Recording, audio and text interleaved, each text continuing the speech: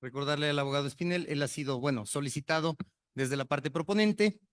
Recordarle que su tiempo de intervención es de un máximo de 30 minutos, los cuales iniciarían ahora. Hemos ya trasladado al equipo técnico la presentación que nos ha solicitado sea proyectada. La misma también será puesta a disposición en el expediente y en este momento será circulada a los miembros de la mesa legislativa. Dicho esto, doctor Espinel, bienvenido, muy buenos días. Muy buenos días con todos, con todas. Para mí es de mucho agrado poder estar el día de hoy acá. Bueno, como se ha indicado, yo soy el subdirector de Fundación Ciudadanía y Desarrollo. La Fundación Ciudadanía y Desarrollo tiene un observatorio a la función judicial desde el año 2016 y nosotros de forma constante hemos venido vigilando cada uno de los procesos de designación de jueces de altas cortes en el país.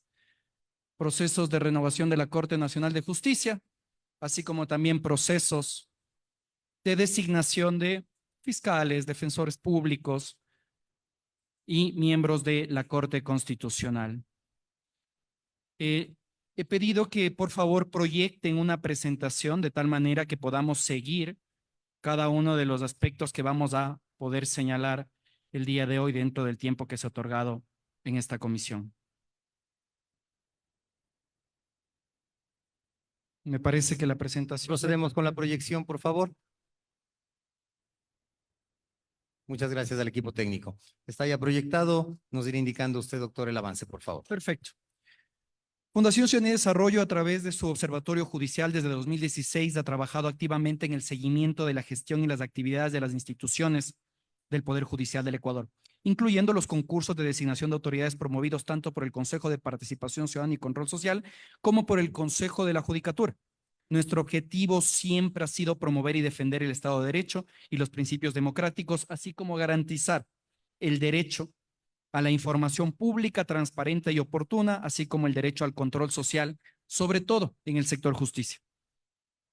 En este ejercicio constante de veeduría, hoy comparezco ante ustedes por la solicitud del asambleísta Jorge Peñafiel con el propósito de compartir nuestros principales hallazgos en el informe de veeduría realizado al concurso público de méritos y oposición, impugnación y control social para la renovación parcial de la Corte Nacional de Justicia. En lo principal, estos hallazgos darán cuenta de la vulneración a la seguridad jurídica, la falta de transparencia y la opacidad que estuvo presente en 5 de las 6 etapas del concurso, que fueron las que se pudieron efectivamente realizar antes de la declaración de nulidad de este concurso el 18 de enero del presente año. Vamos a la primera diapositiva, por favor. Vamos a la siguiente. Las alertas descritas a continuación fueron levantadas por el Observatorio Judicial en el periodo julio-diciembre de 2023, en la cual se ejecutó el concurso de designación de jueces y juezas de la Corte Nacional de Justicia a cargo del Consejo de la Judicatura, en ese entonces en funciones. Lo descrito a continuación corresponde a las vulneraciones de derechos e incumplimiento de funciones identificadas en las etapas del proceso que efectivamente se pudieron realizar. Como ustedes pueden ver, y esto creo que es importante, en 5 de las 6 etapas identificaron vulneración de derechos. Es decir, que fue un concurso claramente atropellado y que no se ajustó a la normativa vigente. Vamos con la siguiente diapositiva, por favor.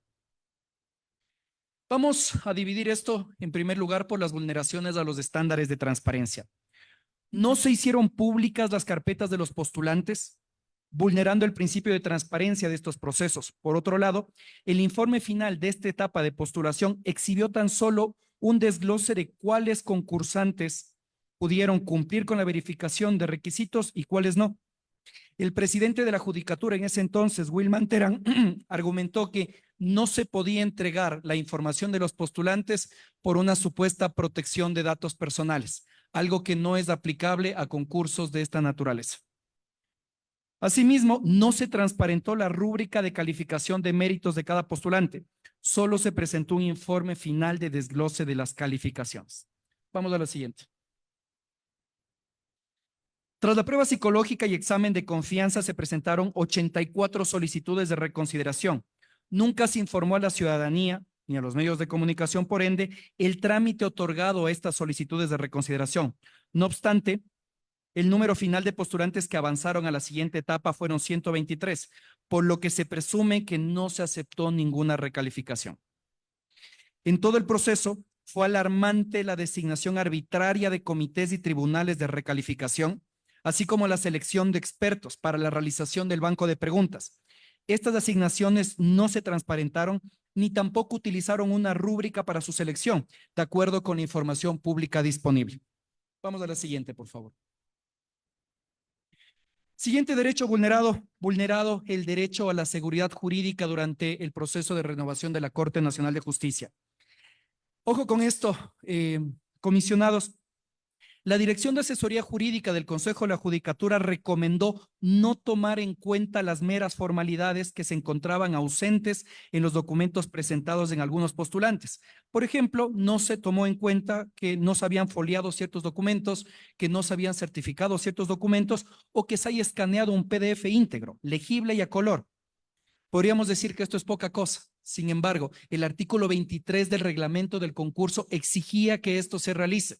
El que la dirección jurídica determine lo contrario es una clara vulneración a la seguridad jurídica dentro del proceso. Siguiente alerta, se evidenció un cambio. Vamos a la siguiente, por favor. Se evidenció un cambio de estado sin justificación de dos postulantes. Los postulantes José Luis Barón Chica Valencia y la postulante Julia Maritza Villalta García notificaron a la Dirección de Talento Humano sobre una inconsistencia entre los resultados recibidos y los resultados contenidos en el informe técnico, pues en el informe constaban como habilitados para continuar con el concurso, pero en la notificación recibida se los determinaba como inhabilitados. El 5 de septiembre se realizó el cambio y fueron incluidos nuevamente en el concurso. Es claro que este tipo de sucesos lo que hacen es alimentar la desconfianza dentro de un proceso que de por sí ya era opaco. Siguiente alerta, por favor. Vamos a la siguiente diapositiva. Otro de los temas que causó muchísima controversia fue el examen de confianza. La fase del examen de confianza no estaba contemplada inicialmente en el reglamento del concurso. No obstante, por normas subsidiarias como el artículo 37 y el numeral 11 del artículo 11 del Código Orgánico de la Función Judicial, el 13 de junio del 2023, el Pleno del Consejo de la Judicatura emitió la resolución número 101-2023, regulando los exámenes de confianza para este proceso. Esto afectó a la seguridad jurídica del concurso. Más adelante vamos a ahondar un poco al respecto de esta decisión. Siguiente alerta, por favor. No, dejémoslo ahí. A pesar de que solo 174 postulantes aprobaron la prueba psicológica, el 11 de octubre del 2023 se aplicaron exámenes de confianza a 175 postulantes, es decir, uno más de aquellos que estaban constando en la información publicada por el Consejo de la Judicatura. Esto evidencia la desconexión entre ambas fases, que no pudo ser identificada por la sociedad civil con anterioridad, puesto que no se publicó un informe final de la fase de prueba psicológica, sino posterior a la aplicación del examen de confianza que determinaba como idóneo o no idóneo al postulante. Es necesario insistir que la fase de la prueba de confianza, así como la fase de la prueba psicológica, fueron las más opacas del concurso y que de acuerdo a estándares internacionales, la subjetividad que puede caracterizar a las mismas puede dar como resultado una afectación a la independencia de justicia que requiere nuestro país. Vamos a la siguiente alerta, por favor. Siguiente diapositiva. Durante esta etapa, un total de 5 postulantes, entre ellos Edwin Paul Pérez Reina, Miguel Leonard Sola Íñiguez y Olger Jaime Canseco Guerrero, pusieron en conocimiento de la Dirección General que existieron problemas técnicos en la aplicación del examen de confianza. La Dirección General dispuso que se informa a los postulantes la posibilidad de rendir un nuevo examen de confianza sin notificarles aún la calificación obtenida en el examen original. La Dirección de Informática preparó un informe de la situación e indicó que, abro comillas, ciertos postulantes pudieron haber tenido inconvenientes en algunas preguntas. Esto consta en los informes emitidos por el Pleno del Consejo de la Judicatura. Posteriormente, esta misma dirección confirmó que los, entre comillas, textos adicionales de las preguntas planteadas en el examen de confianza podrían haber presentado inconvenientes. Estas denominaciones denotan la gran opacidad que existen detrás de la justificación de la aplicación de un nuevo examen de confianza. Por recomendación de la Dirección de Asesoría Jurídica, en el transcurso de este proceso, esta decisión se puso en conocimiento del Pleno del Consejo de la Judicatura, que determinó este evento como un caso fortuito y decidió volver a implementar el examen de confianza de forma optativa para los postulantes que deseen volver a tomarlo. Nuevamente se evidencia esta vulneración a la seguridad jurídica dentro del proceso de renovación de la Corte. Vamos a la siguiente diapositiva, por favor. Siguiente diapositiva, por favor. Vamos con otro de los derechos vulnerados, que fue el derecho al debido proceso. En la subfase de recalificación de la etapa de mérito se identificaron 3 inconsistencias. Estas presentaban una discrepancia entre la calificación asignada por el Tribunal de Recalificación y la calificación que se reflejaba en el sistema informático. Como ustedes pueden ver, existe el detalle de aquellos postulantes que tuvieron un cambio bastante llamativo, por decirlo menos, al respecto de sus calificaciones. El caso más alarmante es el del postulante Magno Gabriel Intriago Mejía, cuya calificación aumentó de un momento al otro en 20 puntos. Sin embargo, se determinó que cargó un solo documento de 66 hojas en el componente sentencias o resoluciones, cuando la resolución número 295-2022 establece que los postulantes deben cargar de manera individual cada requisito de postulación y méritos. Tras las denuncias, la Dirección de Talento Humano anuló la decisión del tribunal y decidió mantener la calificación inicial de 29/50. El postulante quedó fuera del concurso. Es necesario hacer mención aquí que la presión mediática al respecto de este caso, que fue alarmante, de un aumento realmente irreal de la cantidad de puntos, fue la que al parecer presionó al Consejo de la Judicatura a retrotraerse en su decisión. Vamos a la siguiente diapositiva, por favor. Vulneración al principio de independencia. Y esto es algo que tiene consecuencias hasta el día de hoy y que es parte de este juicio político también. En este proceso se excluyó al juez Byron Guillén en razón de lo dispuesto por el artículo 182 de la Constitución de la República y 173 del Código Orgánico de la Función Judicial, que impide la reelección de los jueces. Una vez descalificado el concurso, el 5 de septiembre de 2023, el juez Byron Guillén se convirtió en uno de los beneficiarios de la extensión injustificada del periodo de jueces de la Corte Nacional de Justicia. Mientras se desarrollaba el concurso de jueces de la Corte Nacional de Justicia, el señor Guillén también se postuló para participar para el cargo de defensor público. En la actualidad fue descalificado del concurso de defensor público e intentó volver a postularse en el nuevo concurso que actualmente se realiza para la renovación de la Corte Nacional de Justicia. Actualmente el postulante Guillén ya ha sido descalificado. Vamos a la siguiente, por favor. Siguiente diapositiva.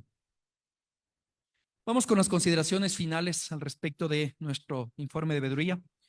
Por lo antes mencionado, nos ratificamos en las conclusiones de nuestro informe que evidencia la falta de transparencia que caracterizó este proceso, vulnerando el principio de publicidad establecido en el artículo 3 del reglamento del concurso. El mismo fue opaco y sacrificó la independencia del Consejo de la Judicatura, lo que deslegitimó el desarrollo de esta designación. Como se pudo evidenciar en el desglose realizado para esta comisión, 5 de las 6 etapas presentan alguna irregularidad, lo que es concordante con la declaración de vulneración del derecho a la seguridad jurídica que emitió el juez Segarra para la suspensión de este proceso. Cabe destacar que en el periodo en el que se desarrolló este concurso, la administración del Poder Judicial fue altamente cuestionada, lo que nuevamente generó inestabilidad dentro del proceso de designación y desconfianza de la ciudadanía hacia la institución. Cabe mencionar también que la documentación relacionada con el concurso presentada y disponible en la página web del Consejo de la Judicatura fue incompleta e insuficiente y hace que se excluyen algunas fases, resoluciones y convocatorias, vulnerando el principio de transparencia recogido en el artículo ya mencionado del reglamento. Esta falta de publicación de información oportuna y completa fue también recogida como una alerta por otras instituciones y organismos internacionales, como la Misión Internacional de Observación, que también vigiló este proceso. Entre otras vulneraciones de la normativa vigente para los concursos de designación de juezas y jueces de la Corte Nacional de Justicia, se puede enumerar la designación arbitraria de expertos para diferentes comités del concurso, lo que vulneró el proceso y los requisitos mínimos establecidos en el artículo 177, numeral 2 del Código Orgánico de la Función Judicial, y no haber incluido el examen de confianza en el reglamento inicial, lo que vulneró el mandato del artículo 100 del Código Orgánico de la Función Judicial, que establece que todos y todas las servidores de la función judicial deberán someterse a un examen de confianza. Por último, Se debe mencionar que las decisiones tomadas por el Pleno del Consejo de la Judicatura, como la aplicación de un nuevo examen de confianza, no cumplieron con lo dispuesto en el artículo 181 de la Constitución, que establece que las resoluciones del Consejo de la Judicatura se dan por mayoría simple, lo que involucra al menos el voto de 3 vocales. Estas situaciones vulneraron el principio de imparcialidad y legalidad contemplado tanto en nuestra normativa constitucional como en la normativa infraconstitucional desarrollada para el presente concurso.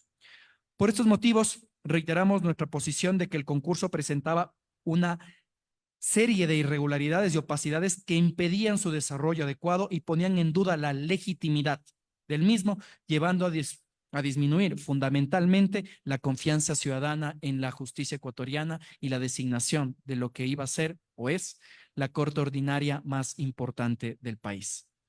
Agradezco su atención, señor presidente, asambleístas y ciudadanía en general. Gracias, abogado Marcelo Espinel.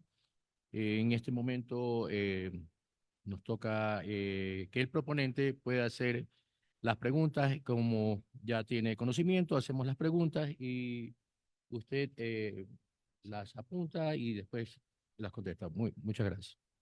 Inicia su tiempo, asambleísta Peñafiel. Muchas gracias. Gracias, señor presidente. Un par de preguntas nada más. Muchas gracias por su presencia, abogado Espinel. En principio, hemos visto su presentación. En ella menciona que existió mucha falta de transparencia, que existió falta de publicidad, falta de motivación de las decisiones adoptadas en las distintas fases del proceso del concurso de los jueces de la Corte Nacional de Justicia. Mi pregunta es si es que a su criterio, a criterio de la Fundación, estas falencias podrían viciar de inconstitucionalidad del proceso, en principio. Continúo, termino nada más mi exposición y luego usted podrá contestarme de acuerdo a la opinión propia. A su criterio, ¿fue discrecional la organización y la calificación de los méritos de oposición por parte de la mayoría consolidada en el Pleno del Consejo Nacional de la Judicatura del año 2023?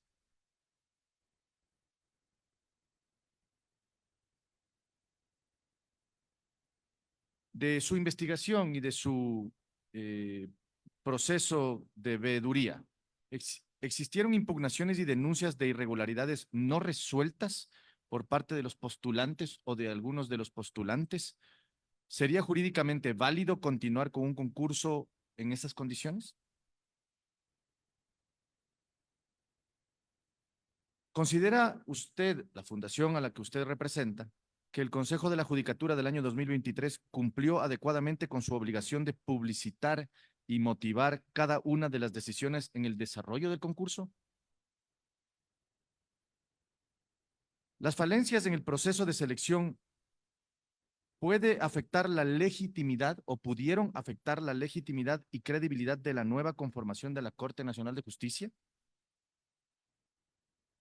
¿Qué acciones debería o debió adoptar las autoridades en ese momento a criterio de la Fundación para subsanar las irregularidades evidenciadas y garantizar un concurso transparente, objetivo y apegado a la meritocracia, a la Constitución y a las leyes?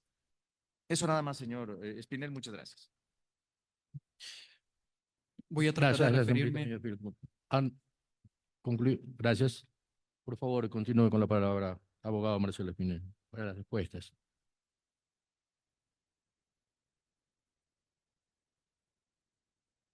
Perfecto, tengo cada una de las preguntas acá. Sin duda que existe una vulneración clara a las disposiciones constitucionales y reglamentarias, no solo sobre cómo tiene que manejarse el Consejo de la Judicatura en cada una de sus funciones, sino en cómo se llevó este concurso. Se pudo evidenciar dentro del informe que realizamos que la forma en la que tomaba las decisiones, es decir, con una mayoría simple que no coincide con lo que determina la Constitución, es una clara vulneración constitucional y que pone en duda la legitimidad y legalidad de las resoluciones aprobadas por el Consejo de la Judicatura. Y que no solo se vulneró el derecho de acceso a la información pública, la obligación de transparencia que tenía el Consejo de la Judicatura, sino también el derecho a la seguridad jurídica, al debido proceso, así como también garantizar la independencia de la función judicial. Eso creo que es algo que la Fundación y personalmente lo hemos sostenido, no solo en esta comisión, sino en la serie de denuncias que se realizaron a través de la emisión de este informe en medios de comunicación y redes sociales durante el transcurso del proceso. Al respecto de la segunda pregunta, creo que es importante considerar que esta misma falta de transparencia, señora asambleísta, hace que nosotros no podamos identificar si las solicitudes de reconsideración o impugnación fueron tratadas adecuadamente o no. Algo que nosotros insistimos de sobremanera es que los informes emitidos por el Consejo de la Judicatura se limitaban a decir, recibimos 85 consideraciones, estoy inventándome el dato, ninguna fue aceptada. Pero si es que nosotros no podemos conocer el contenido de estas solicitudes de reconsideración o recalificación, no podemos ejercer nuestro derecho al control social y evaluar si es que el tratamiento de estas reconsideraciones fue el que correspondía en este sentido. Entonces, veamos cómo, y esto creo que es importante evidenciarlo, la transparencia conceptualmente es conocida como un catalizador de derechos.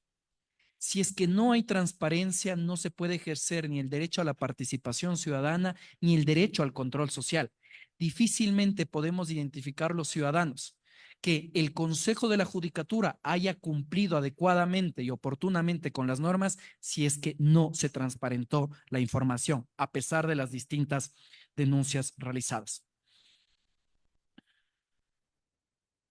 ¿Qué implicaciones tiene para la independencia judicial y la separación de poderes lo sucedido? Creo que la afectación es evidente. La ciudadanía tiene altísimos niveles de desconfianza en cómo el Consejo de la Judicatura, no solo durante la gestión del Consejo de la Judicatura y los vocales hoy interpelados, manejó la institución, sino incluso en la actualidad. Lamentablemente, ese nivel de falta de legitimidad y credibilidad afectó a la institución, independientemente de quienes integran ahora la misma. Y eso hace que los ciudadanos nuevamente desconfíen en las instituciones, desconfíen en la justicia y por ende se abra también una ventana para la extorsión y la corrupción. Si es que a mi juicio podría esto acarrear la nulidad del mismo, creo que en ese sentido, señor asambleísta, varias de las acciones de garantías jurisdiccionales que se presentaron a lo largo del proceso coincidían en esto, que existía una clara vulneración de derechos, que se estaba afectando el derecho a la participación, que se estaba afectando el derecho al debido proceso, y esto ya pone en evidencia que el concurso cometió una serie de atropellos y respetando la normativa constitucional y la normativa reglamentaria, incluso emitido por ellos mismos. Existió una altísima discrecionalidad en la interpretación de la norma y eso dio como resultado que el concurso se declare nulo. Y también, refiriéndome a algo que tal vez fue mencionado en la comparecencia anterior, por pregunta, si no recuerdo mal, de la asambleísta Sofía Espín. ¿Esto puede acarrear consecuencias a nivel internacional? Sin duda que sí. Existe vulneración de derechos y los afectados podrían acudir ante instancias internacionales de cara a que se sancione, ojo, al Estado ecuatoriano, como siempre se menciona. El irrespeto a la normativa constitucional y reglamentaria que se transforma después en una violación de derechos, terminamos pagando los y las ecuatorianas de nuestro bolsillo. Y eso es algo que lamentablemente ha venido sucediendo. Deme un segundo para ver las últimas preguntas, asambleísta.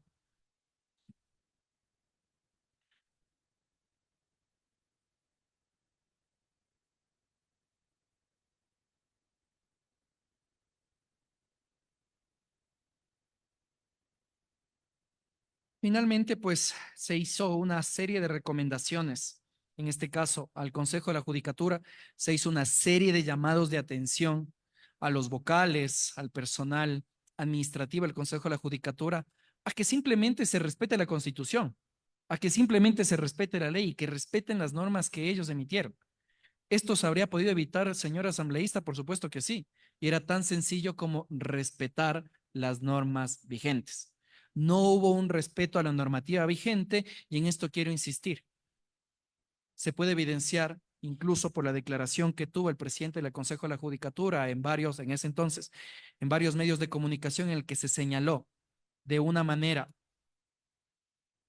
desfachatada, por decirlo menos, que no se podía transparentar los perfiles de los postulantes porque estaban protegiéndose datos personales. porque se estaba protegiendo la privacidad de los postulantes. ¿Cómo en un concurso público en el que se pretende designar a los jueces ordinarios más importantes del país, se impide que la ciudadanía y los medios de comunicación conozcan quiénes quieren acceder a ese cargo? En ese sentido, señor asambleísta, lamentablemente el concurso fue, así como otros que se han realizado en el país para renovar la Corte Nacional de Justicia, un concurso que no estuvo pegado a la normativa vigente y que vulneró claramente las posibilidades de construir un Estado de Derecho en Ecuador.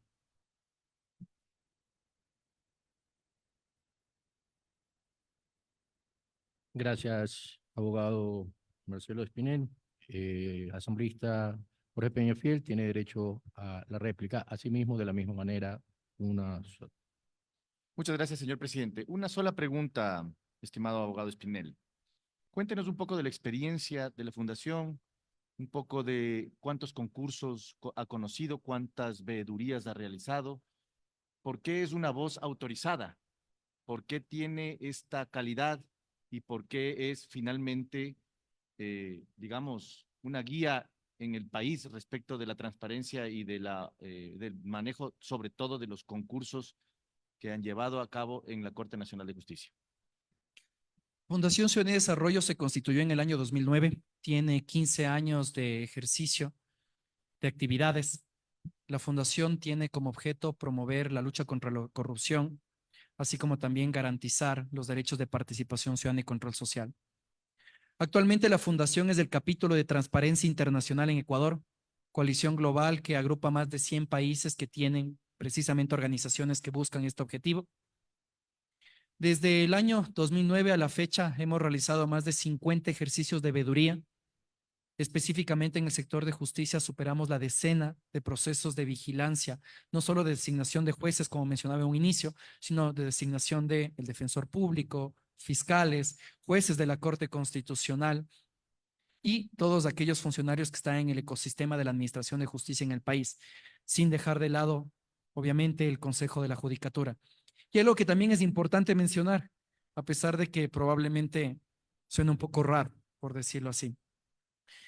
¿Cómo se financia la fundación? Creo que siempre el aspecto económico es el que puede garantizar o no la independencia en el ejercicio de las acciones. La fundación se financia netamente con cooperación internacional. La fundación tiene una prohibición estatutaria de recibir recursos públicos con la finalidad precisamente de mantener objetividad. Ustedes pueden identificar el financiamiento de la fundación en nuestra página web, de tal manera que puedan pues aumentar sus elementos de juicio al respecto de la independencia de nuestros informes. Y un último aspecto. Todos los informes de veeduría, como ustedes pueden ver, no refieren a asuntos políticos, sino que refieren únicamente al cumplimiento de la normativa constitucional, la normativa legal y reglamentaria aplicable y también la consideración de principios y estándares internacionales que existen dentro del sector justicia, como son precisamente garantizar la independencia, la publicidad absoluta de los procesos y tratar de eliminar en la mayor medida de lo posible la subjetividad dentro de los procesos de designación de autoridades del sector justicia. Gracias, abogado. Eso es todo, señor presidente, de mi parte. Ha concluido entonces la ronda de preguntas a cargo del proponente. Iniciaríamos en primer lugar con los exfuncionarios cuestionados previo a las preguntas de parte de los comisionados de asambleístas autorizados. En este orden, y conforme hicimos en la testimonial anterior, damos la palabra al doctor Wilman Terán. Si tiene cuestionamientos que realizar a la prueba testimonial, iniciarían sus 10 minutos para la formulación de preguntas, doctor. Muchísimas gracias. Muchísimas gracias reiterando la venia a ustedes, señores asambleístas. Abogado Espinel, muy buenos días. Doctor Terán, un momentito nada más, el señor presidente va a proceder a por favor, un realizar. segundito. Bueno. Gracias. Le encargo la presidencia a Adriana García, por favor, por un segundo. Continúe, doctor, gracias. Muchas gracias. Reiterando, Como la presidencia. reiter- Continúe, doctor. reiterando también mi saludo a usted en la presidencia encargada en esta oportunidad. Mi saludo expreso al señor abogado Espinel. Es grato escuchar de que hay organizaciones que se dedican a este trabajo para dar un paso adelante en lo que constituye el Estado social de Derecho. Amén de estas cuestiones, he escuchado adjetivos y prefiero superarlos a través de las siguientes preguntas. Al inicio, estando muy atento como lo estuve, dice que es una veeduría de parte de la organización del Observatorio Ciudadanía y Desarrollo. Me refiero porque no recuerdo haber visto una veeduría inscrita. Si estuvo inscrita y registrada en el Consejo de la Judicatura. Va en ese torno la primera pregunta. La segunda pregunta va en el contexto de que el Consejo de Participación Ciudadana y Control Social, acorde a la normativa vigente, establece las credenciales o la autorización para que la actividad ciudadana en el control social pueda agruparse a través de observatorios y veedurías. En este caso, mi pregunta es si esta veeduría fue credencializada para el concurso para el concurso de renovación parcial que se ha referido por parte del Consejo de Participación Ciudadana y Control Social. Y con buena responsabilidad que han actuado, porque escuché temas que no los había escuchado antes, sin eludir nada, porque no eludimos ninguna actividad. Al contrario, la visión es proclamar actuaciones que sean válidas. La siguiente cuestión es que ha mencionado que 5 de los 6 fases han estado viciadas entonces en torno a ese deber ciudadano que entraña la participación social ciudadana, puso en conocimiento oportunamente del Pleno del Consejo de la Judicatura, porque posiblemente si algo no observa eh, el órgano legislativo de la función judicial, pues es de puertas abiertas, la ciudadanía puede poner en conocimiento. Eh, bueno, ha hablado de ciertos aspectos eh, en donde dice que lo más grave era de que no se había puesto en conocimiento de la ciudadanía quienes estaban participando. Remedia cuando dice no es el único concurso, también como en la designación de cortes anteriores. Sí, es así. Hay un reglamento, el 177-2021, el instructivo 922-95-2022. Mi pregunta va enfocada si el observatorio, que gratamente nos hubiera gustado estar acompañados de él, eh, evidenció y pudo detectar que dentro de este conjunto normativo existe una fase puntual en la cual se expresa o se visibiliza ante el público el expediente de cada postulante, es decir, un momento apropiado para esa visualización para que la ciudadanía pueda formar un criterio y realizar la observación adecuada. En esta virtud, al escuchar ciertas inconsistencias que pudo observar conforme lo ha señalado de boca suya, le pregunto si que dentro de esa tarea pudieron ver si era función o si los vocales eran quienes asignaban calificaciones a los postulantes. Se aludió hacia el examen de confianza. Me ha sorprendido el gran y la magnitud del conocimiento que ha expresado, y frente a esta sorpresa que me ocasiona, quiero también consultarle acerca de estos exámenes de confianza, si tienen una nota numérica de calificación para poder saber esos niveles y esas valoraciones. Es más, sus respuestas ayudarían mucho a seguir construyendo el Estado social de derecho. Muchísimas gracias. Reitero la venia, señores asambleístas, señores y señoras. Tiene la palabra, señor Espinel. Muchas gracias, presidenta. Si me permite, voy a dar lectura al artículo 61 de nuestra Constitución. Y el artículo 61 indica que los y las ecuatorianos gozan de los siguientes derechos, específicamente en el numeral 5, fiscalizar los actos del poder público.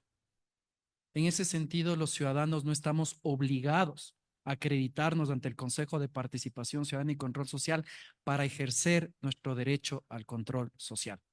ha sido una posición institucional de Ciudadanía y Desarrollo desde su creación, el hecho de que el derecho de control social no esté supeditado al registro en una institución que claramente no goza de independencia, que constantemente ha sido cuestionado. El exigirse que únicamente se puedan realizar veedurías si es que uno se inscribe en el Consejo de Participación Ciudadana y Control Social, pues claramente sería un despropósito que podría afectar la independencia que tenga el ejercicio del derecho. En ese mismo lío, en ese mismo sentido, perdón, en más de una ocasión se trató de contactar a la misma veeduría conformada por el Consejo de Participación Ciudadana y Control Social para que pues pueda informar al respecto de cuáles son sus acciones. Creo que solo es necesario regresar a ver a las notas de los medios de comunicación y se puede evidenciar que los mismos miembros de la veeduría conformada para poder vigilar el proceso presentaron una serie de cuestionamientos al mismo y que también denunciaron que no podían trabajar. Entonces, espero que con eso haya quedado claro en el sentido de que eh, apenas se emitió una convocatoria para poder conformar esta veeduría y pues también se denunció una falta de transparencia por esta misma veeduría integrada por el Consejo de Participación Ciudadana y Control Social. Al respecto de las otras preguntas realizadas por el expresidente del Consejo de la Judicatura, debemos señalar que la normativa aplicable al concurso determinaba la máxima transparencia del proceso. Esto es que se publiquen los perfiles de los postulantes en la página web institucional. Muestra de esto es que incluso, por ejemplo, en el actual proceso de renovación de la Corte Nacional de Justicia, que ojo, también tiene sus falencias y las hemos denunciado, se puede acceder a los perfiles de todos los postulantes al proceso. Entonces, al parecer, hubo un doble rasero en el cual el anterior Consejo de la Judicatura no quiso entregar ni información y este, al parecer, sí. Finalmente, al respecto de los exámenes de confianza, la normativa aplicable a los exámenes de confianza, que insistimos, no estuvo contemplada en el reglamento inicial, sino que sobre la marcha se aprobó una resolución con una mayoría simple cuestionada, determinó que la calificación de los exámenes de confianza era de idóneo o no idóneo. No se daba una numeración, pero al mismo tiempo no se transparentó, en este caso, los resultados de forma oportuna. Insistimos que el proceso fue atropellado en el sentido de que hubo varias denuncias de que el sistema tuvo fallas, de que ciertos postulantes no pudieron dar la prueba, de que varios postulantes incluso pudieron rendir una prueba adicional sin conocer el resultado de la prueba inicial y que sobre todo, más allá de estos percances administrativos, que sin duda son cuestionables, un examen de confianza, a pesar de que está dispuesto en nuestra normativa legal, atenta contra los principios y estándares internacionales al ser subjetivo y discrecional. El no conocer cómo se determina si una persona es confiable o no es confiable, lamentablemente puede afectar a la independencia de justicia. Los procesos de renovación de altas cortes tienen que tratar de evitar la discrecionalidad. Y tomo las palabras del doctor Terán. Este no ha sido el único proceso cuestionado. Todos los procesos de renovación de Corte Nacional de Justicia que hemos venido vigilando desde el año 2016 a la fecha han tenido cuestionamientos. Cuestionamientos a nivel de falta de transparencia, cuestionamientos a nivel de vulneración de la seguridad jurídica. Sin embargo, no creo que ese deba ser un pretexto para decir si los anteriores incumplieron, nosotros también. Aquí lo que se está evaluando a la larga es la gestión del Consejo de la Judicatura interpelado y sus incumplimientos a la normativa constitucional y legal. Gracias, abogado Espinel. Tiene la palabra el doctor Terán para su réplica. Magnífica la referencia que ha hecho el señor abogado Espinel. En dicho contexto me ha generado un aprendizaje y a la par unas dudas. Sí, el derecho de participación ciudadana es una puerta abierta a la fiscalización que puede hacer el común ciudadano de a pie, pero este derecho también engloba responsabilidades. El control y la fiscalización, dice, he oído bastante de que tiene que ser permanente y a ratos que esto tiene que clasificarse previo, concurrente y posterior. Cuando hablamos de esta fiscalización previa, estamos hablando de ese llamado al concurso. cuando se dice de lo concurrente es que sobre la marcha, hacer enterar a la autoridad de lo que puede corregir es una responsabilidad ciudadana. Por ello reitero la pregunta si esto se puso en conocimiento oficialmente directo, porque no todos los medios de comunicación son leídos por todos los ciudadanos. No todos los medios de comunicación publican todo lo que a todos los ciudadanos pueden interesar. Evitar la discrecionalidad es uno de los máximos baluartes que tenemos que caminar hacia la democracia. Sí, y es un observatorio, según lo que le escucho, que manejan con alta conciencia los preceptos y principios de transparencia social en los procesos de concursos públicos. Uno de los puntos por los cuales contiene el pliego es acerca de un juzgador, Walter Macías, en el proceso de renovación parcial que concluyó para febrero del año 2021. Este observatorio estimo de que habrá también practicado su veeduría, por ende, pudieron tal vez determinar de que en ese proceso los participantes pudieron haber tenido irregularidades como ingresar documentos falsos para ser jueces nacionales. Le digo porque recibimos en el Consejo de la Judicatura ingentes denuncias acerca de falsificación de documentos de un ciudadano, justamente del ex juez nacional Walter Macías, indicando las denuncias de que habría falsificado documentos para puntuar, postular, ganar y acreditarse como juez nacional. Muchísimas gracias. Espero muy atentos sus respuestas. Al respecto de… Gracias, doctor Terán. Tiene la oportunidad de réplica, abogado Espinel. Mil disculpas, presidenta. Al respecto de los últimos cuestionamientos del doctor Terán, Fundación Ciudadanía y Desarrollo, de hecho, y esto tal vez es parte de nuestras acciones, enviamos una comunicación al Consejo de la Judicatura a pocos días de la posesión del presidente Wilman Terán, como lo hacemos con todas las autoridades de distintas funciones del Estado, en la que ponemos a disposición de las instituciones públicas del contingente de la Fundación. Y ojo, se lo pone a disposición de manera gratuita, porque como les decía, nosotros ejecutamos nuestras actividades con base en cooperación internacional. Y en esta comunicación se ofreció apoyo al Consejo de la Judicatura tanto para implementar estándares de transparencia y que se garantice que el proceso no cometa los errores de los anteriores. Y también se puso a disposición del Consejo de la Judicatura el brindar apoyo de cara a que cumpla con el Código Orgánico de la Función Judicial en lo que respecta a las obligaciones de justicia abierta. Lamentablemente no hubo respuesta. En ese sentido, la Fundación, como parte de su ejercicio del derecho al control social, que no está supeditado a ningún tipo de formalidad, emitió una serie de alertas y comunicados en sus redes sociales, vía mailing y también, y podemos hacerle llegar a esta comisión, más de una decena de entrevistas en medios de comunicación nacional en el cual se alertaba al Consejo de la Judicatura sobre las irregularidades del proceso.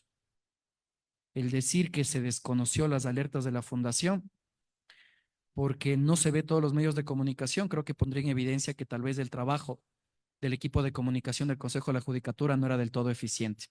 Y no creo que solo se evidenciaron alertas en este caso de Fundación Ciudadanía y Desarrollo, sino que, insisto, la veeduría realizada por la Fundación coincidió con la misión de observación internacional que se reunió con el Consejo de la Judicatura y que le manifestó precisamente los cuestionamientos y preocupaciones que existían al respecto de los niveles de transparencia. Entonces, creo que fuimos más de uno, en este caso, los actores que pudieron alertar sobre el mismo. Y finalmente, doctor Terán,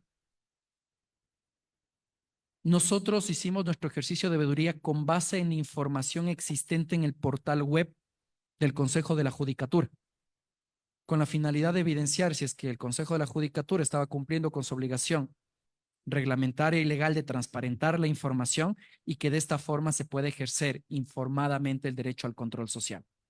Si es que no se transparentan oportuna y accesiblemente los documentos de los postulantes, difícilmente se pueden identificar. Probablemente y presumiblemente el caso que usted comenta del caso del juez Walter Macías, así como cualquier otro de los casos de los otros 220 postulantes.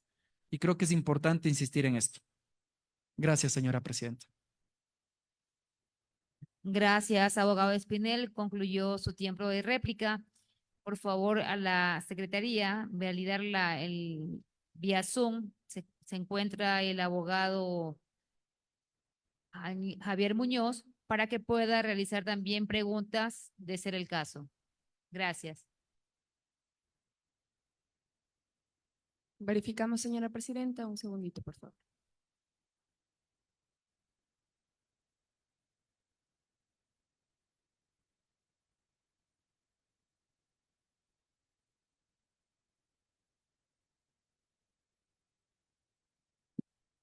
Mientras validamos, vamos a dar 5 minutos para que pueda continuar el señor. Está, Un señora momento. presidenta.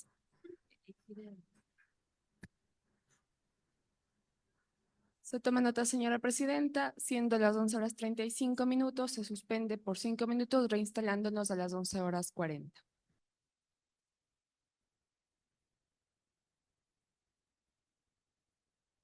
Señor secretario, por favor, constate quórum.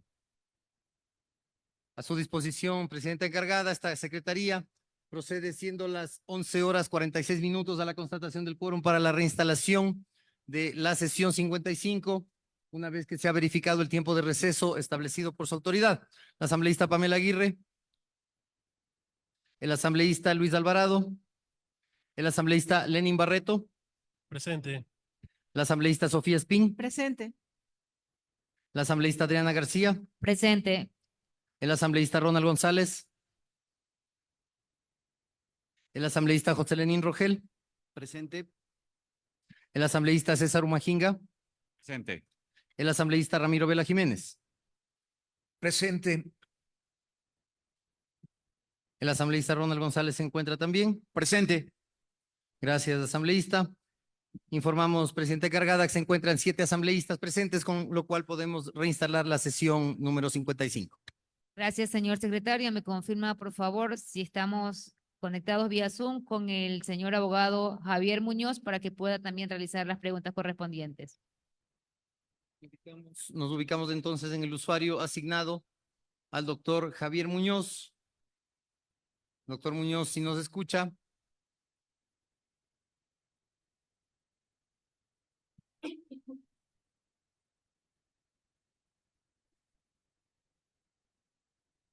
Estamos habilitando el micrófono del usuario asignado al doctor Javier Muñoz.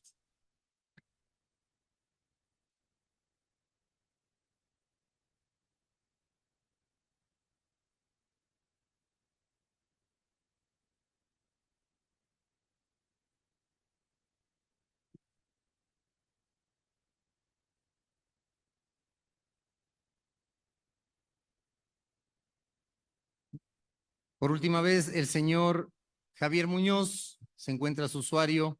Estamos haciendo la habilitación.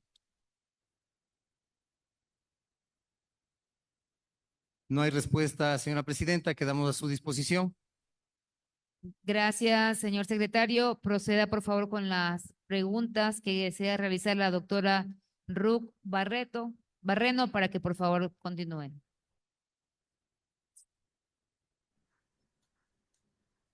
Perdón, señora.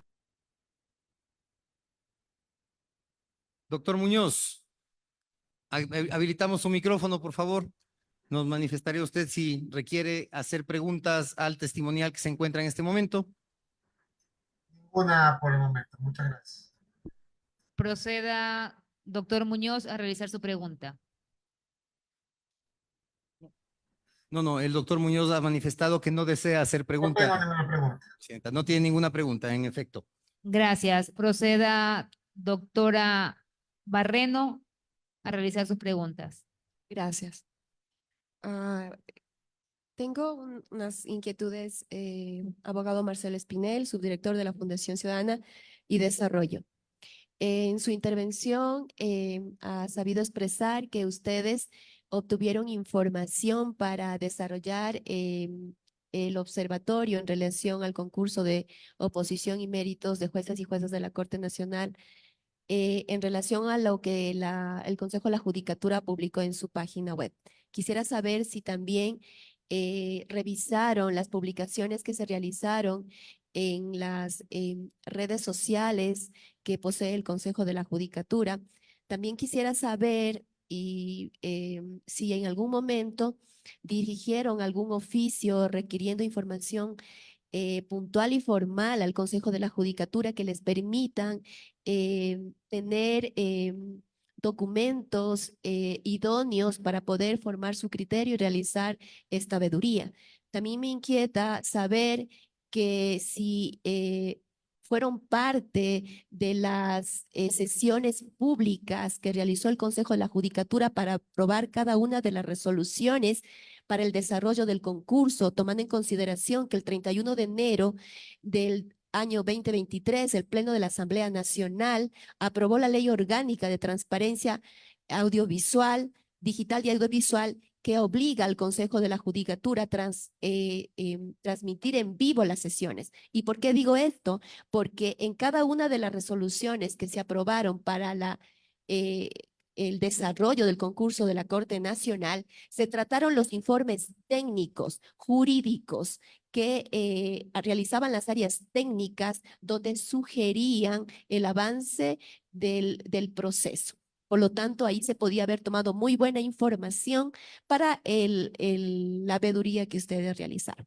También necesito saber si en algún momento solicitaron una comparecencia al Pleno del Consejo de la Judicatura para hacer llegar estas sugerencias que ustedes han realizado. Y por último, saber si es que reposa en algún link o reposa en algún documento físico las conclusiones y las recomendaciones que usted ha realizado en la comparecencia a esta asamblea. Muchísimas gracias. Gracias, doctora Barreno. Tiene la palabra el doctor Espinel. Muchas gracias, presidenta. Doctora Barreno, al respecto de sus inquietudes, ¿sí? Creo que es importante, y eso se puede evidenciar en la página web del Observatorio Judicial y Fundación Ciudadanía y Desarrollo, compartir la metodología de veeduría que tiene el observatorio. La fuente, en este caso, no se limita a la página web del Consejo de la Judicatura, sino también se extiende a medios de comunicación, redes sociales y, cuando corresponde al caso, la presentación de solicitudes de acceso a la información pública. Voy a referirme al respecto de esto más adelante. Una muestra de esto, y tal vez insistiendo en un tema que ya se comentó hace unos minutos, es que, por ejemplo, nos llamó mucho la atención que el 31 de julio del 2023, durante la convocatoria al concurso de renovación de la Corte Nacional de Justicia, se publicó en las redes sociales del Consejo de la Judicatura, y me permito dar lectura, señora presidenta.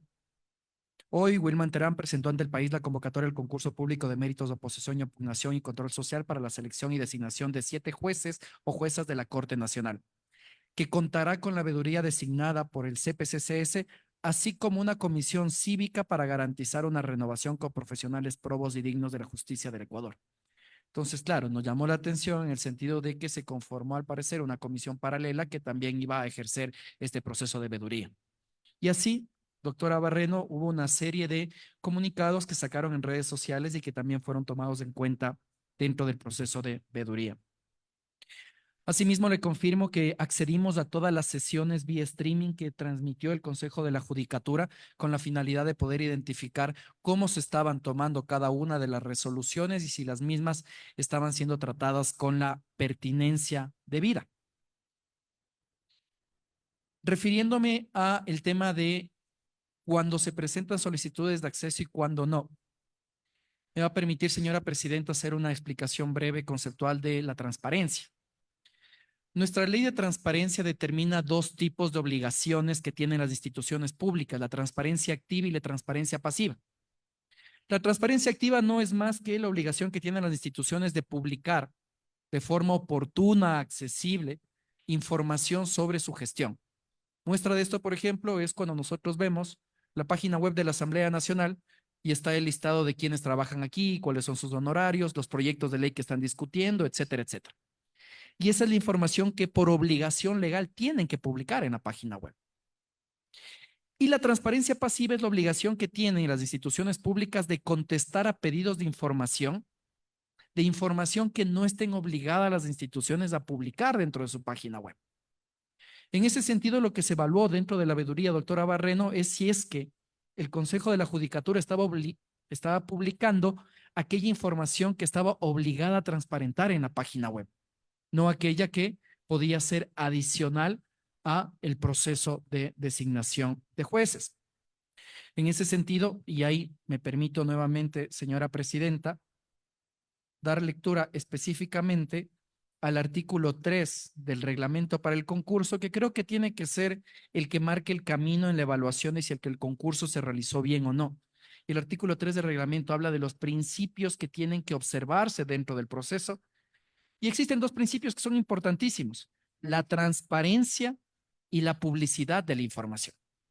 Y cuando hablamos de publicidad de la información, quiere decir, nuevamente, que de forma activa el Consejo de la Judicatura debía entregar la información a la ciudadanía, a los medios de comunicación, no debía mediar algún tipo de requerimiento.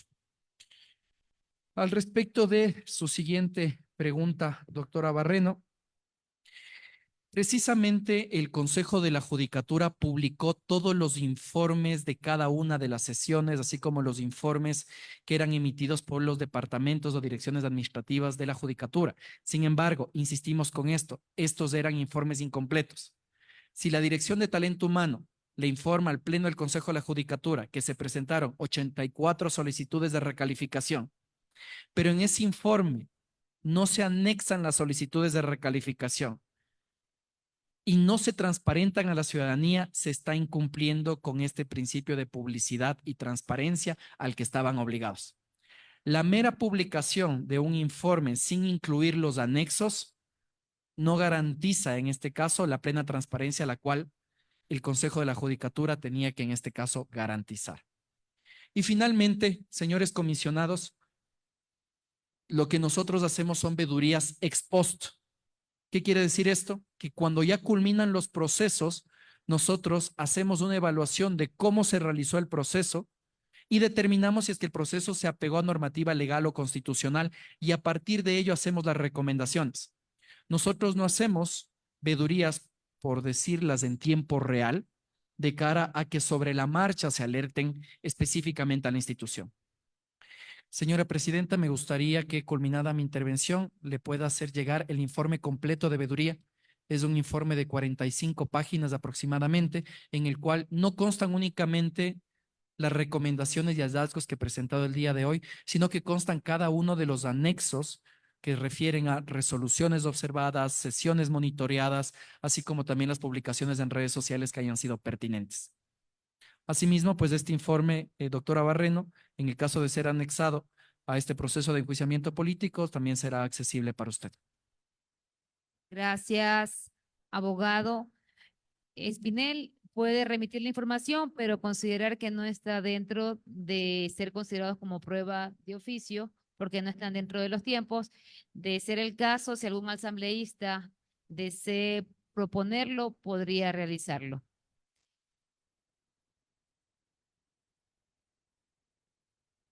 Sí, por favor, continuamos con la réplica de la doctora Barreno.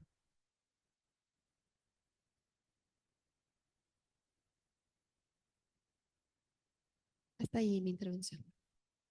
Gracias, doctora Barreno. Agradecemos a todos los comisionados, legisladores que se encuentran presentes y desean intervenir para que puedan realizar también sus preguntas en el orden que puedan estar considerados. Primero el asambleísta Umajinga, César Umajinga, y de ahí el compañero legislador Vela.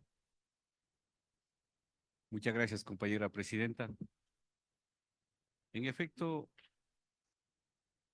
se ha mejorado sobre todo cuál es el objetivo principal de este juicio político y tratar de centrar sobre todo en el tema. Me parece que esta comisión ha podido sobre todo llevar adelante con mucha certeza y también con mucha responsabilidad. En ese sentido, voy a permitir hacer algunas preguntas, pero antes quiero decir los que operan la justicia ecuatoriana deberían ser absolutamente supraideologistas en la materia jurídica. Ver tantas deficiencias, vulneración de derechos, abusos del poder, violar la Constitución de la República, vicios en los debidos procesos, y tengan también el abuso conjunto de hacer maña y vulnerar los derechos, me parece que el Ecuador no puede seguir adelante. Creemos que somos absolutamente idóneos, sabios, ideólogos, sí, entiendo. La formación académica, experiencia, idoneidad, y que puede ser absolutamente estas personas para nosotros, para los ecuatorianos, que garantice, así como tienen suficiente, absolutamente, idoneidad, también garantice la materia de derecho. Y por lo tanto, ver, aunque no es parte de esta prueba, mi querido representante de esta fundación, Marcelo Espinel Vallejo, quisiera preguntar, lo que usted acaba de diseñar y interrogar en este día, en esta comisión, me parece fatal para el país, para los jueces, para los abogados, para la sociedad. Fatal. Ni siquiera quedaría para decir, vea, son tan pervertidos de desviar sobre todo la cuestión jurídica que está escrito, que solamente deben cumplir lo que está escrito y nada más. Pero ver los procedimientos, la maniobra, me parece fatal. Por eso voy a hacer la pregunta en el tema de prueba psicológica de examen de confianza. De los 84 solicitudes para reconsideración o recalificación, ¿ustedes denunciaron ante los medios de comunicación, ante la sociedad? Primera pregunta. ¿Y quiénes absolutamente no acogieron esta observación? ¿Y cuáles eran estos personajes que estaban a cargo? Siguiente pregunta. Si considera el tema de rúbricas de la calificación del comité de tribunal que acaba de referir usted, ha sido encargado, elaborado el banco de preguntas, ¿quiénes eran estos personajes que estaban encargados, expertos encargados en elaborar el banco de preguntas? ¿Cuáles eran? ¿Quiénes eran? ¿Cumplían, no cumplían ellos también la idoneidad o no? Quisiera estos interrogantes, mi querido representante de la Fundación, Marcelo Espinel. Agradezco por su pregunta, perdón por su respuesta.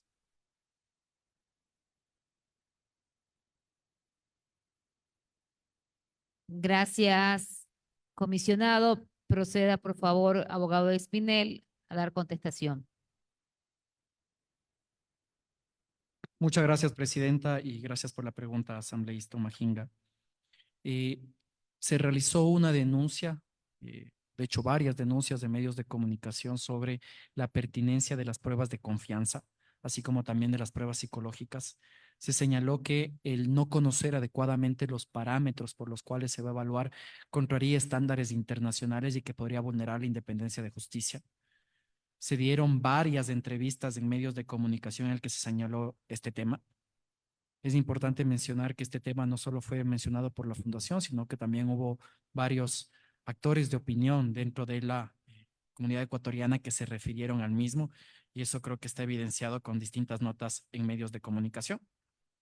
Si me permite, al respecto de su cuestionamiento también sobre las rúbricas para integrar los comités de confianza, los comités y los tribunales, creo que hay dos aspectos acá.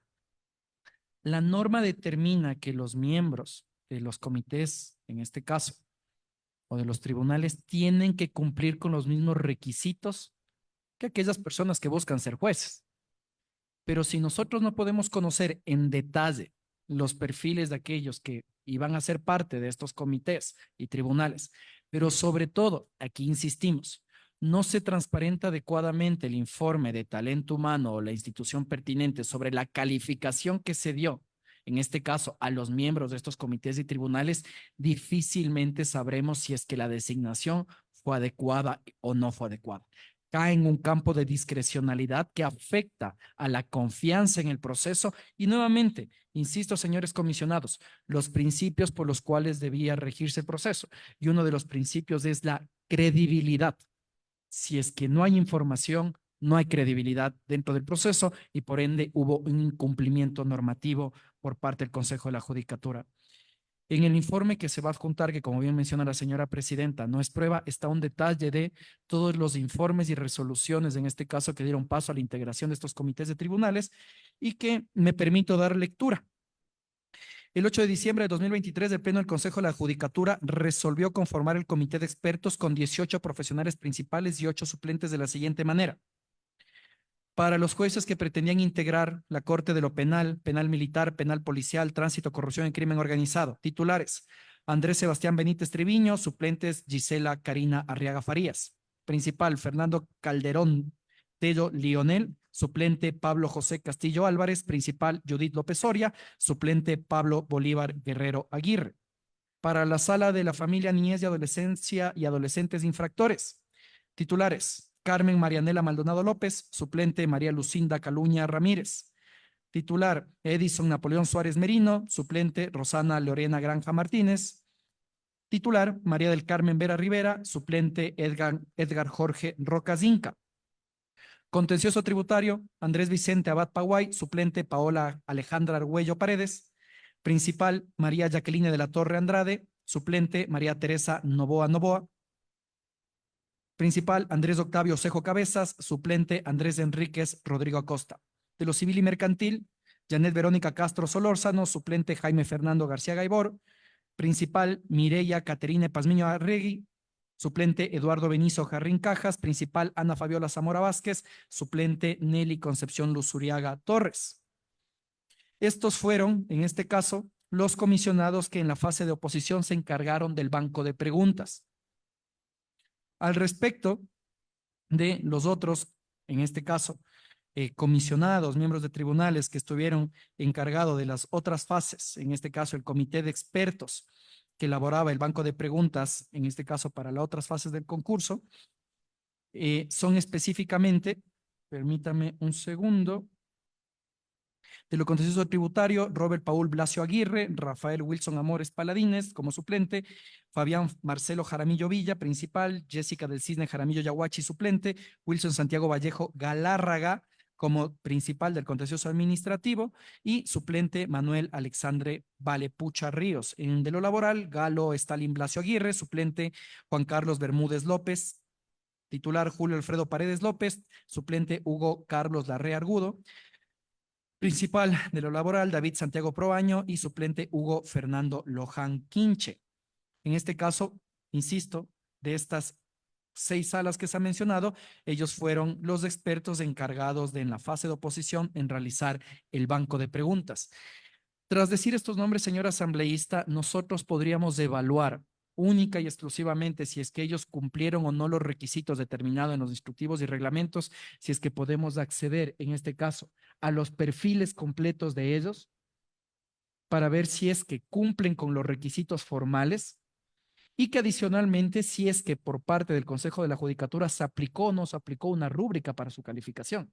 Mientras esta información no sea transparente, mientras no sea conocida, pues hay que dar este beneficio de la duda sobre si es que contaban o no con las credenciales necesarias. Gracias, abogado Espinel. ¿Tiene alguna réplica que realizar el asambleísta Omajinca? Gracias, asambleísta. Proceda, por favor, asambleísta Ramiro Vela, con sus preguntas. Muchísimas gracias. Buenas tardes. Yo tengo varias consultas y le pediría en 2 de ellas, de ser su respuesta sí, necesitaría una ampliación a que lo podríamos hacer en la réplica. La primera, se habla de una veeduría posterior al concurso. Es decir, me corrige si me equivoco, sus sugerencias no podían ser aplicadas durante el concurso. Primera. Segunda, se habla de que no es ahora, no se hizo una auditoría esta. Si bien es cierto, estas sugerencias no podrían ser aplicadas durante el concurso, sí quedarían de base para un siguiente concurso. Quiere decir que si usted hizo una auditoría anterior al concurso anterior, esas recomendaciones sí eran factibles de aplicarle a este.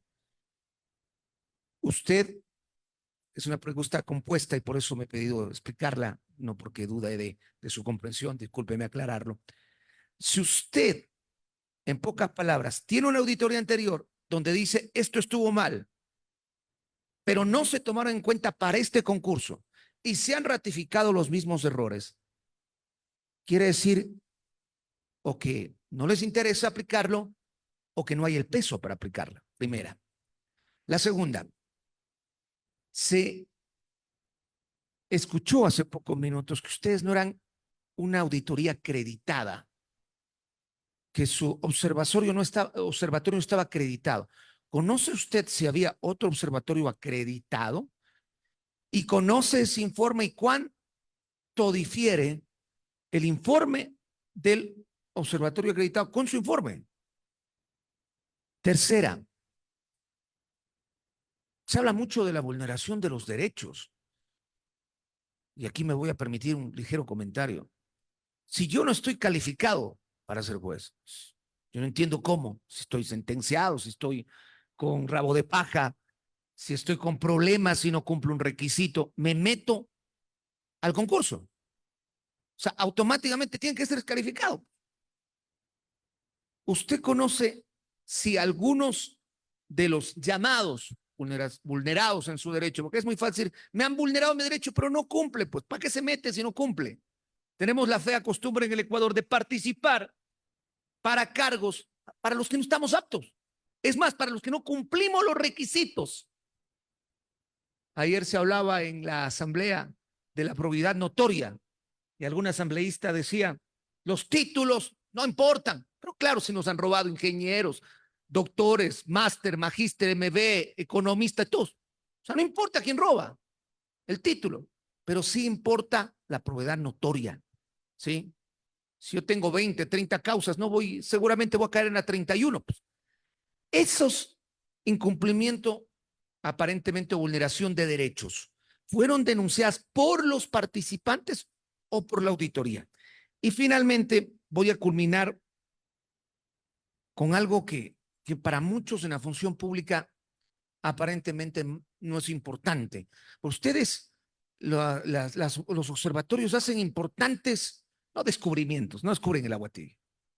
Clarifican lo que ya aparentemente está pasando. Pero luego dicen, no tiene ningún peso jurídico. O sea, el informe no pesa. ¿Cuánto pesa este informe para que no nos vuelva a pasar lo que ya nos ha pasado? Gracias, presidenta.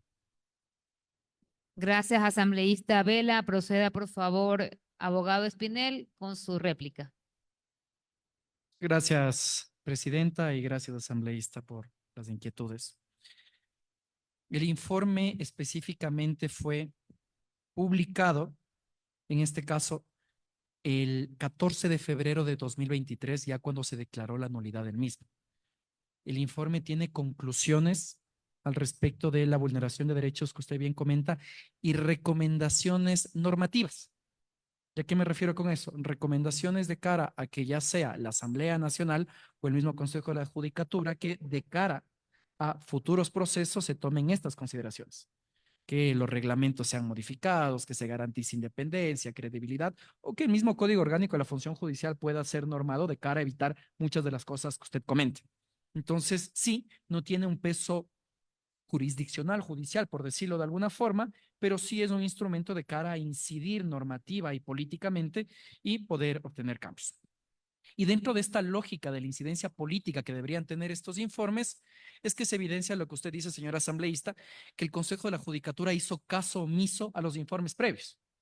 Ya existía un trabajo previo no solo de la fundación, de académicos, existen otras instituciones que incluso van a ser convocadas a esta comisión que seguramente coincidirán en que desde hace varios años se están haciendo denuncias de la falta de independencia de justicia en Ecuador. Entonces, es algo que está dentro del debate público y que debe ser tenido en cuenta. Y también insisto con lo que se mencionaba hace un momento, señor asambleísta, que por parte de la Fundación, como lo hacemos con todas las instituciones, nos pusimos completamente a disposición del Consejo de la Judicatura para brindar apoyo técnico de cara a que el proceso se haga de una forma correcta. Lamentablemente, no hubo respuesta.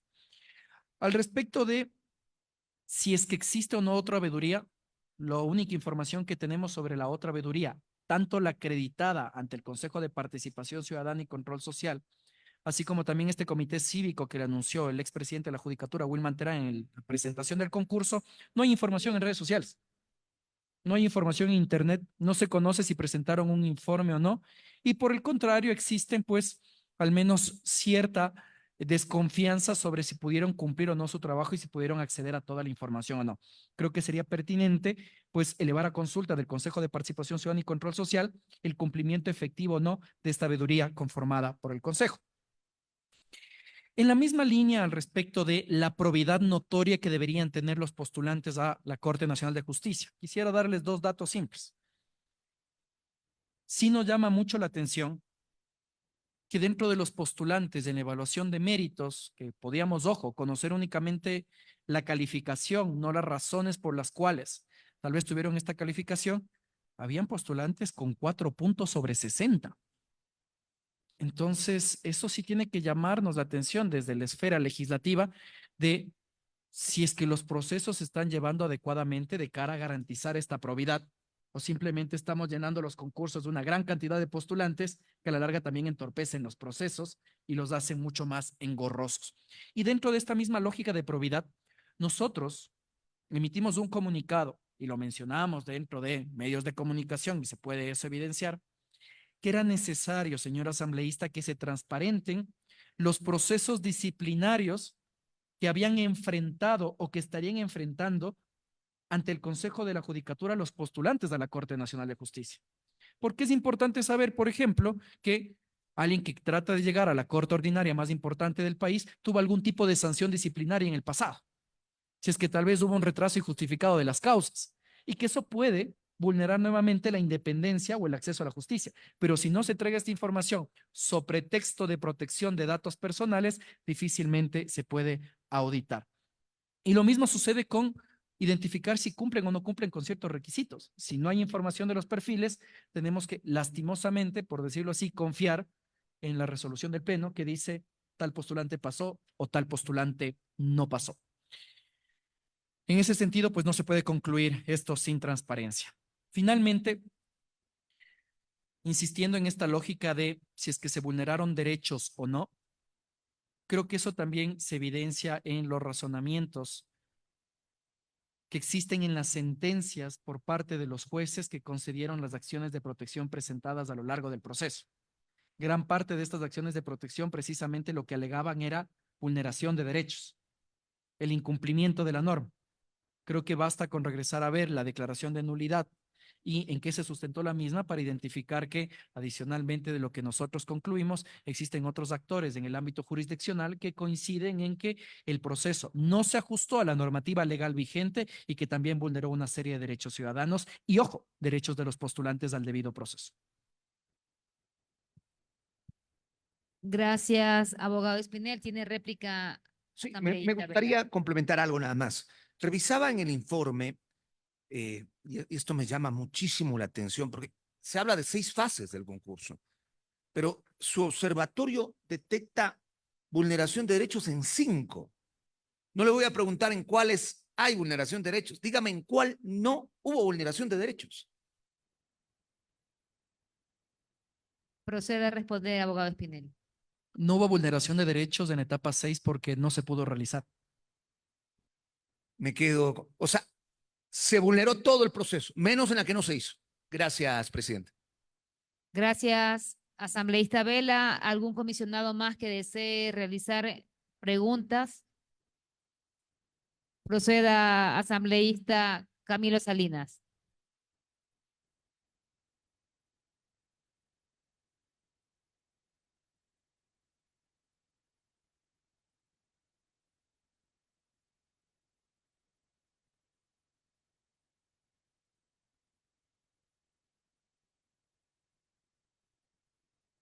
Muchas gracias, compañera presidenta y compañeros asambleístas presentes, todos los ciudadanos, señor abogado Espinel. Tengo entendido que su fundación está desde 2009, creo que la creación, tiene más de 55 veedurías, como hizo la presentación. Es claro que ha tenido experiencia, tiene conocimiento de todas las veedurías en diferentes funciones públicas. Yo quiero hacer solamente una pregunta, presidente, que es muy necesaria que nos responda inmediatamente y con eso, si está claro, no tengo derecho a réplica. ¿Cómo se conformó la mayoría simple que usted mencionó en su intervención pasada y que fue cuestionada? ¿Cómo se la hizo? ¿Cuál fue el mecanismo? Y es importante saber quién estuvo involucrado en todo ese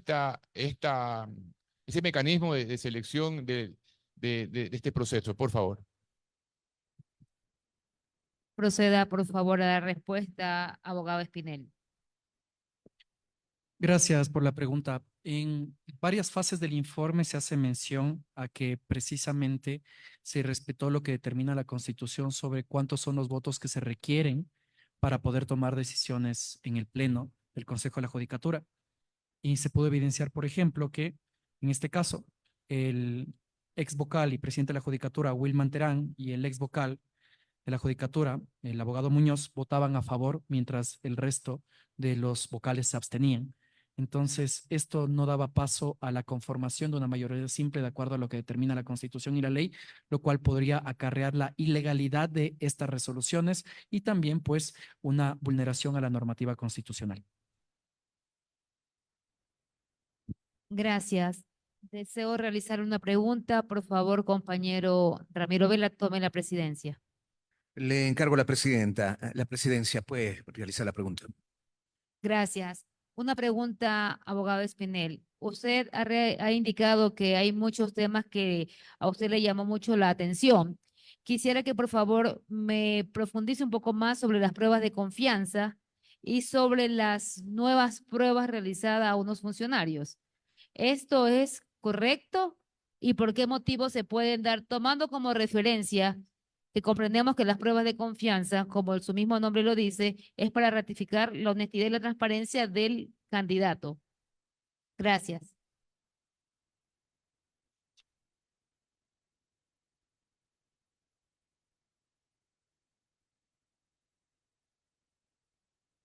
Está buscando en una presentación, le damos un tiempo. Si ya puede responder, por favor, proceda con la respuesta. Quisiera hacer referencia nuevamente, presidenta, a lo que determina el reglamento. Y el reglamento determina que el concurso debe observar el principio de credibilidad. Y en esa línea me permito leer lo que, por ejemplo, decía el informe de la Dirección de Informática. Y abro comillas. Ciertos postulantes pudieron haber tenido inconvenientes en algunas preguntas. El hecho de que no se otorgue información completa sobre cuáles fueron los errores que presentaron, en este caso la plataforma, y el mecanismo que se utilizó para poder ejecutar esta prueba de confianza afecta la credibilidad del proceso. En la misma línea, tras este informe de la Dirección de Informática, el Pleno del Consejo de la Judicatura determinó que este era un caso fortuito, que simplemente es algo que se podía dar. Y en dónde radica la desconfianza al respecto de esto es cuando, sin informar las calificaciones, en este caso de los postulantes del concurso, decide comunicar nuevamente a los postulantes que aquellos que deseen pueden dar nuevamente la prueba de confianza. Esto sin duda genera poca certeza, genera incertidumbre, más aún cuando la calificación del examen de confianza no tenía parámetros objetivos en este sentido, sino que determinaba que eran idóneos o no idóneos para poder continuar con las siguientes fases del proceso. Finalmente, presidenta, creo que es importante insistir en esto. Los estándares y principios internacionales mandan a que los procesos de designación de jueces de altas cortes carezcan de mecanismos discrecionales o subjetivos. Más allá de que es una obligación determinada en el Código Orgánico de la Función Judicial, es necesario apuntar hacia una reforma que pueda eliminar esta discrecionalidad y que de esa manera podamos construir procesos confiables. Gracias, señor presidente encargado. Retomo la presidencia. Le devuelvo la presidencia. Gracias. procedan, por favor, tomando en consideración que ya no hay más preguntas para continuar con el proceso. Continuamos, Presidenta, a su disposición. Agradecemos entonces la participación del abogado Marcelo Espinel Vallejo, subdirector de la Fundación Ciudadanía y Desarrollo. Informamos a los comisionados por disposición de esta presidencia. En el encargo se ha decidido dar prioridad a las personas que se encuentran presentes en sala, por lo cual agradeceremos la paciencia de quienes se han conectado a través de la sala virtual. En este orden y en consideración a lo anterior, procedemos con la comparecencia presencial del señor Jefferson Montaluisa, administrador del contrato y orden de compra número IC CJDNA 038.